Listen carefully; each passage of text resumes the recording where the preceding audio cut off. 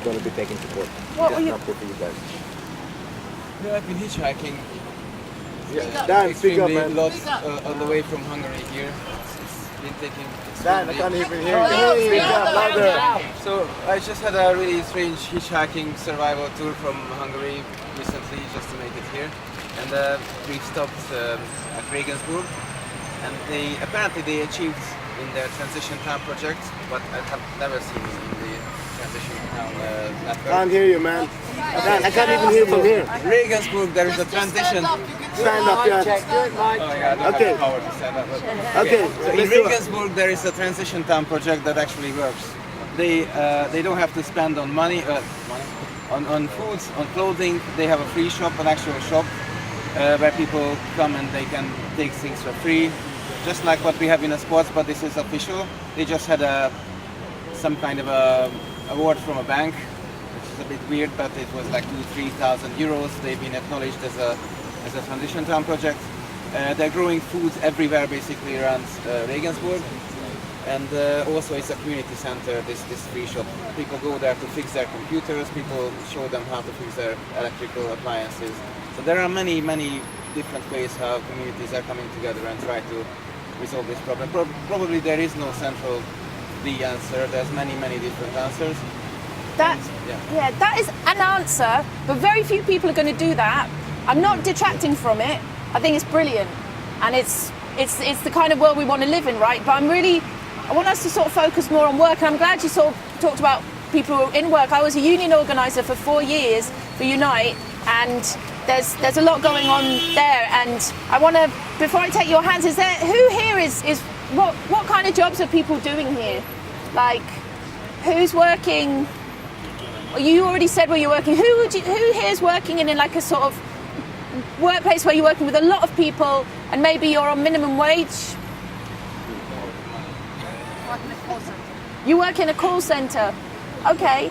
And how are the conditions there?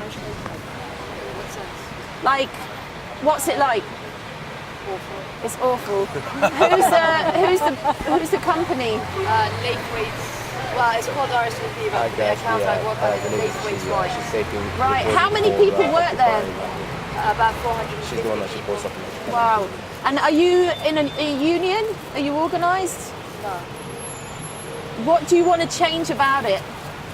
Well, it's not something that I do like by choice. I'm an actor, but obviously as an actor you don't get paid for the stuff that you do, so I have to make my living otherwise. And they are a company that mainly hire actors, so it's about 450 actors working there. Wow. So I mean, we already have a union, actors union, but there is no call center people's union. So you are in a union already? Personally, I'm not, because I don't earn enough money to justify being in an actors union. But other people are.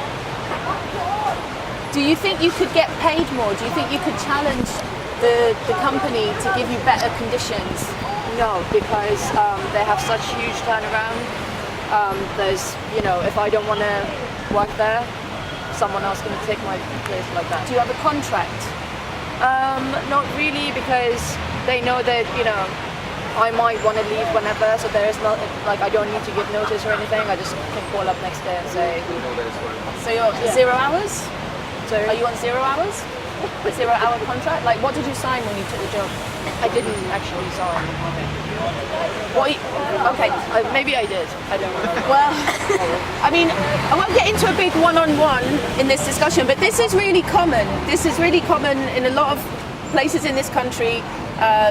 Big workplaces, call centres, factories, warehouses, where people are really in a kind of just-in-time production, or basically working for really low wages in a very risky environment. They can be sacked at any moment. I mean, I don't know what your contract says, so I'm not sure what there is there. But even in this country, your rights have been bulldozed even further by the Tory government, and now you don't have any kind of rights, more or less, until you've been working 2 years in a workplace. So you can be dismissed without, if the employer wants to dismiss you, they can just do that. After 2 years, they'll have to compensate you and, give you more of a reason for that. So it is problematic, but I feel like, do you feel like it needs to change though? Do you feel like, because it is possible for people to get organised in any big workplace where you're all doing a similar thing and you all see each other every day and you talk to each other, maybe only in your breaks or maybe afterwards, but you can get to know each other, then, you know, you can organise. You can get organised. I think, can I make a point? I think when it comes to a job like that, which is completely, it doesn't require any skills, really. And most of the people who are there don't want to be there. They don't want to do it. And it's just temporary. I mean, when I went there, I was literally like just for 1 week because I needed money really badly. I promised myself just 1 week until I find something else. Obviously, I didn't find something else. I've stayed on for a month. But my plan is to leave as soon as I can. So I don't really want to spend, you know, and I'm there doing my 8 hours, and I have to spend my time trying to sell because, you know, we're like under the whip the whole time. Sell, otherwise you get sacked. So I don't have the mental energy to, you know, talk to people about unionizing, and nobody else does either because they don't want to be there. They don't care about that job at all. Wow.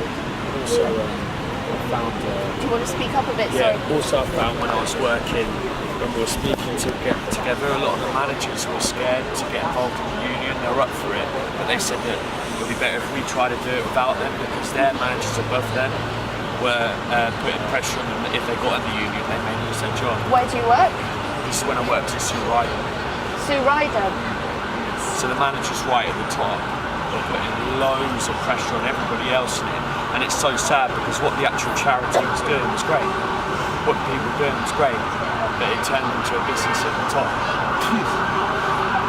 And a lot of people are in risk of losing their jobs, contracts changing, and if you got into a union and disagree with them or you put ideas across that were better for the charity, if it didn't go with the business or their idea, they were very offended, and yeah, it was hard for a lot of But did you get organised?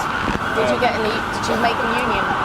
Like I say, we were trying to make a union, but it was very hard because a lot of the managers were scared to get involved because their manager above them was basically firing people if they disagreed with them because it would turn into a business. Since Sue Ryder died, since the actual lady, Sue Ryder, who was great, died.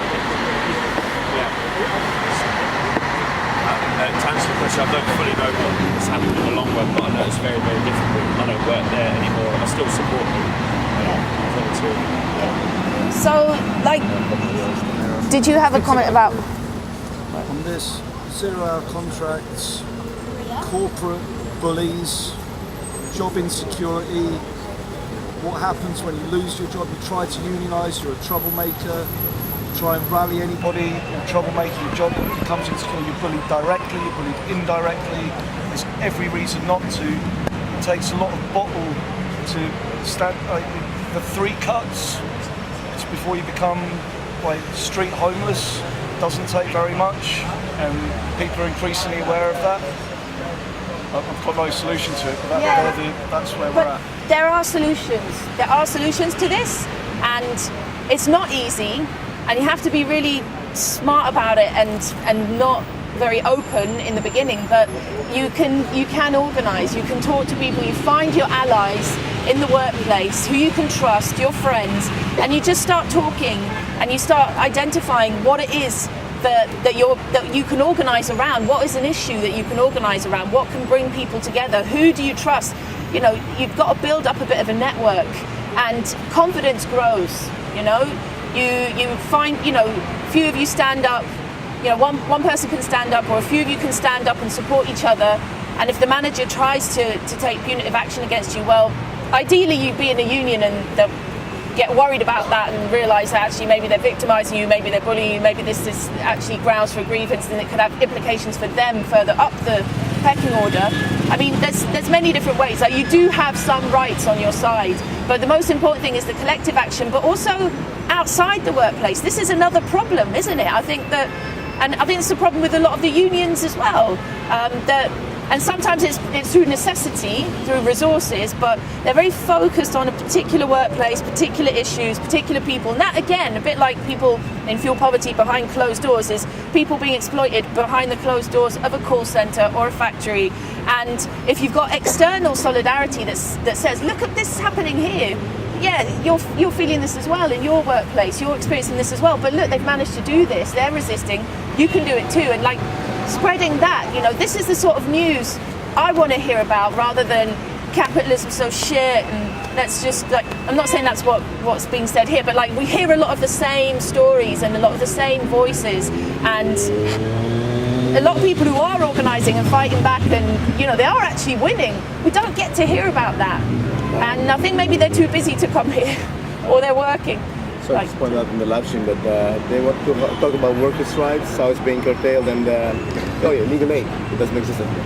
So yeah, tribunals, you have to pay to take your employer to a tribunal now. I'm not exactly sure how much it is. It might be about £130. Don't quote me on that. I should know this. I was looking at it last year when it first... £1,200. No, 1,200. I don't think it's as much as that. Is it as much as that? Well, the ideal situation is you don't have to take the employer to the tribunal, right?